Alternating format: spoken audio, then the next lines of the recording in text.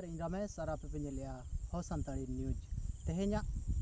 video अड़ी शानदार video हुई लगी तेहेñ आबो साला आबो चैनल रे मित नेवता पेड़ा मेनाया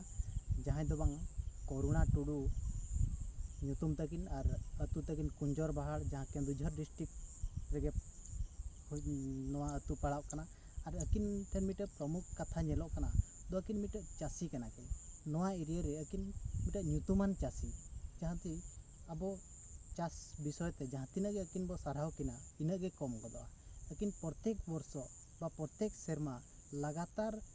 चास कतेत किन हिजू कना ओना हो मिट केचा ची बार केचा बद दो बांगे 2 एकड़ 2 एकड़ 4 एकड़ उनका लगातार चास कतेत गिकिन चास अगुया तो अकिन मिटे नोआ एरिया रे आइडल किन बना उतर कना और नोआ एरिया रे नोंका हको मेनया जुदी चास खान दपे करुणा टुडू लेका चास पे मेनते नोंका हो किन को ᱧᱩᱛᱩᱢ अकिन कना तो नोंका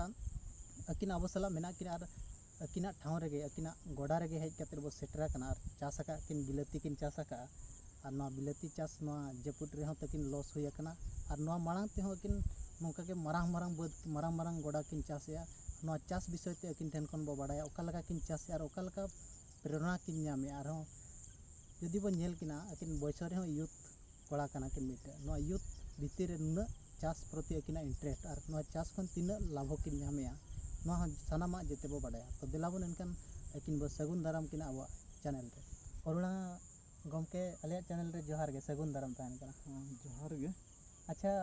नोआ जो चास या बिन नोआ चास 30 खन बिन एहबा का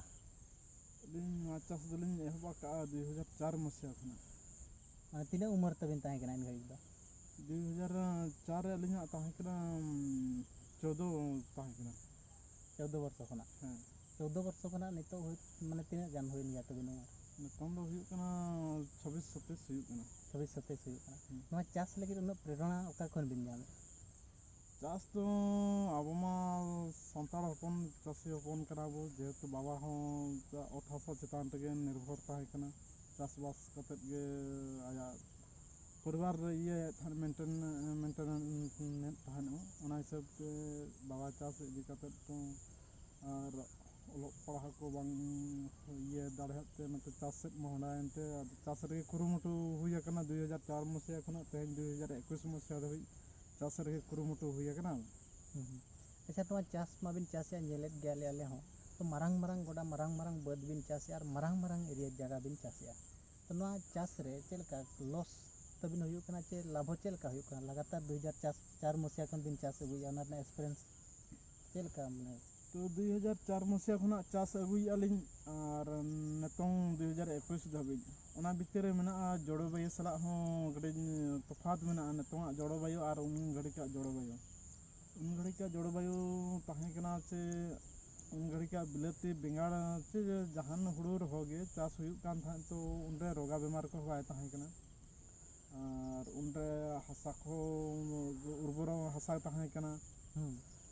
ओना इते चास को बेस हुई कान थान और नितों मा जड़ोबायु को सांगते हसा को उर्वर को कड़ी कम इदीना ओना सांगते चास को बेस खास बाय हुई कना जेतु चास हुई ओचे लगिते अडिगान रान को रासायनिक सार को लगाव हुई कना रासायनिक रान को स्प्रे हुई कना ओना इदी कतेत हो चास अडिगान ये कतेत कराव कतेत हो माने माना जहां लका चास हुई कना उनका दो बाय हुई कना तो जेहेतु नितों काल कतेत के चास दो हुई ओचेत गया अच्छा नोआ दो तीन गन जगह हुई नोने जहां बिन चास का नोआ तीन गन जगह हुई नोआ जगह दो नोआ जहां तो 4 एकड़ जगह लिन चासगा नोआ 4 एकड़ रे तीना बिन खर्च ले तीना चेलका बिन लाभ बिन नाम के नोआ जयपुर रे हो तो नोय नष्ट इन गया नेलो कना बिलती 4 एकड़ अलिन 1,20,000 टाका लिन खर्चवा का चास रे मन इते को सारो को लेबर को सियो रान को एमन ते 1,20,000 टाका लिन खर्चवा का तीना चेलका माने हुई ना तो बिन अखरिंग कते अखरिंग दो चास मा लिन हुई ओचोलेत गया और हुईलेन गया जहां लका चास हिसाब ते जोलेन गया दारे हो बिना लेन गया अलिना दारे रे मिटिक दारे रे 8 किलो 10 किलो लिन जो ओचोलेआ जेतो अलिना चास रे गरज मेना हिसाब ते लिन चासा का नितों जड़ोबायु इदी कते नितों हसा इदी कते माने अलिना चेष्टा फो ते लिन 8 10 किलो लिन जो ओचोलेत ढेर ᱧᱚᱜ ᱡᱚ ᱢᱤᱫᱴᱮᱱ ᱫᱟᱨᱮ ᱨᱮ ᱢᱤᱫᱴᱟᱝ ᱫᱟᱨᱮ ᱨᱮ 8-10 ᱠᱤᱞᱳ ᱞᱤᱧ ᱡᱚ ᱦᱚᱪᱚ ᱞᱮᱫ ᱛᱟᱦᱮᱸᱫ ᱟᱫᱚ ᱡᱚ ᱢᱟᱞᱤᱧ ᱡᱚ ᱦᱚᱪᱚ ᱠᱮᱭᱟ ᱡᱚ ᱦᱚᱪᱚ ᱠᱟᱛᱮᱫ ᱟᱹᱠᱷᱨᱤᱧ ᱠᱚᱨᱮ ᱠᱟᱹᱴᱤᱡ ᱞᱤᱧ ᱚᱥᱩᱵᱤᱫᱟᱭᱮᱱᱟ ᱞᱚᱠᱰᱟᱣᱩᱱ ᱥᱚᱴᱰᱟᱣᱩᱱ ᱮᱱᱟ ᱚᱱᱟ ᱛᱟᱭᱚᱢ ᱦᱟᱴ ᱵᱟᱡᱟর ᱦᱚᱸ ᱵᱚᱱᱫ ᱮᱱᱟ আর হাট বাজারে বন্ধ তাহেন খান আখরিং বালিং দাঁড়িয়ে আর যাহাসে আর বাহারে ব্যাপারী কো কটক ভুবনেশ্বর অনুগুড় তাড়চের ব্যাপারী को हिजू हेज काते गाड़ी को लगावा और उनको बिलती को इदिया उनको हो बाको हेज दाड़े बाको लगाव दाड़े गाड़ी जहाँ फ्लोर से लिंग लॉस है अच्छा इनका निया धावा जहाँ चाष हुई कना नवा जो लॉकडाउन और नवा जपुद इदी काते किछि लॉस कना निया धावा हाँ और नोंका लॉस मांग करे हुई कना हाँ उनका मा लॉस जतो शर्मा के लॉस दो हुई कना अच्छा अच्छा दिन कलम तीना बिन चाष ला तीना जगह अलिंग दो बरसरे 12 मास रे पाखापाखि 10 एकड़ 12 एकड़ 15 एकड़ धाबी लिंग चाषा माने फेज के फेज आषाढ़ दिन चाष हुआ 3-4 एकड़ ओना परे अब राबांग दिन अब जहाँ से नवंबर डिसेम्बर ओना सीजन रे चाष हुआ 3-4 एकड़ 5 एकड़ 6 एकड़ एने खना अब फेब्रुआरी रे रखई हुआ उनते 4-5 एकड़ 6 एकड़ उनका के प्रत्येक वर्ष का वर्ष 10 एकड़ 12 एकड़ 15 एकड़ उनका गोटे वर्ष लिंग चाषा चेलका माने नितो नितो ले नेले आदो समाज रे बा चाष खन हर को संगिñok kana हे जे चाष उना बाको चाषया अबिन जहां लका बिन चाषया नोका उना चाष बांग बाय नेलो kana तो नोआ चाष रे मेने ako do लॉसok kana अडी गान तो चेलका अबिन मा उना 2004 मसिया खन बिन चाष गुया चेलका लॉस और लाभ चेलका मेना का चाष रे दो लाभ गे मेना लॉस दो चेलका रे बो हुयुआ नोना दाग जपुद को गे दाग जपुद लेखन गे चाषी लॉस होआ बाखान दो चाषी दो बाय लॉस होआ अब जहाँ माने 1 एकड़ जदि बिलाती बेंगाड़ बो चाषा 1 एकड़ मिनिमम 2.5 लाख खना 3 लाख टाका बो ये लाभवान अब एकड़ 1 एकड़ जगह रे 30,000 भीतर पैसा माने एमान तो सियो फ्यूल लेबर कते खर्च हुआ 30,000 खना 50,000 धाबी खर्चआ ओना परे आम 2.5 लाख 3 लाख आम चाष गरज रे मेना हिसाब ते जदि बेसम करा दाड़े खान 2.5-3 लाख जगह रे 3-4 लाख 5 लाख हम ये दाड़े हम पैसा माने हुई दाड़े बिलाती बेंगाड़ चाष रे अच्छा अबिन के गाड़ी तेबिन सी होचया माने ट्रैक्टर ते नोआ ट्रैक्टर दो अबिना मेना चे चेलका अगुई अबिन ट्रैक्टर दो जतो भोड़ा तगे ट्रैक्टर जतो चलुक कना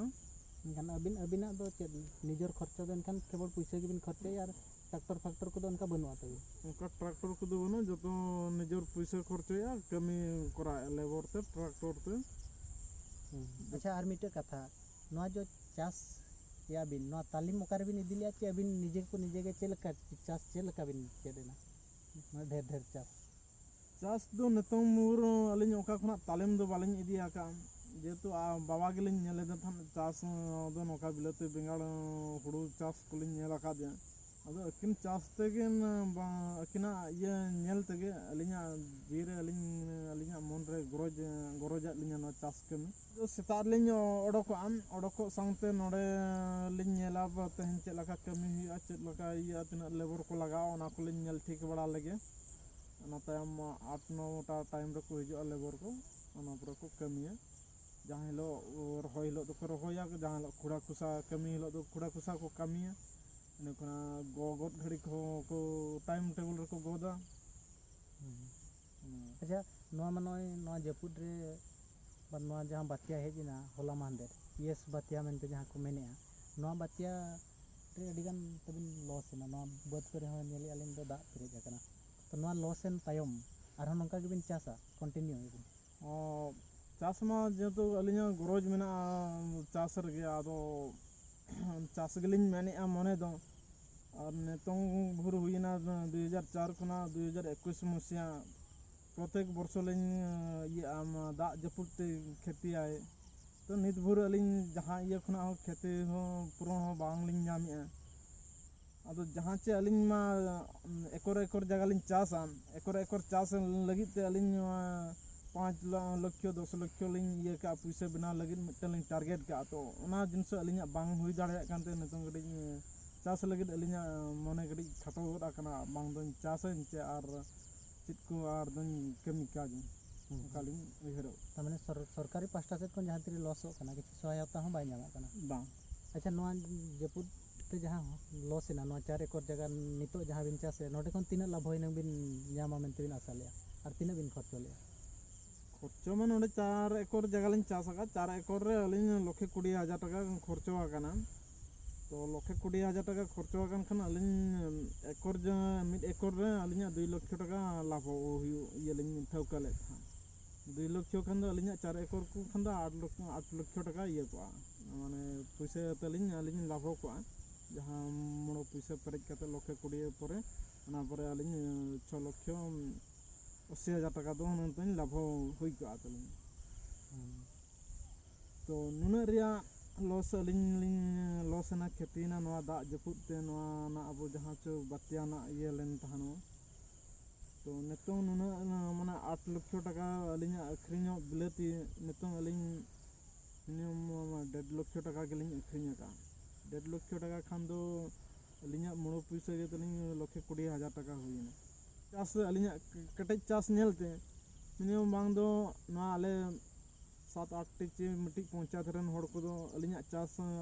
नेलते चे और नितुम अंजम को को ये का चास रे दो को गरज काते को चास दिया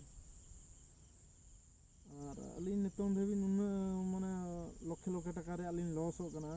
2004 मसिया खना अलिंग प्रत्येक वर्षो गेलिंग चासा 5-10 लक्ष टाका 12 लक्ष टाका रे किंतु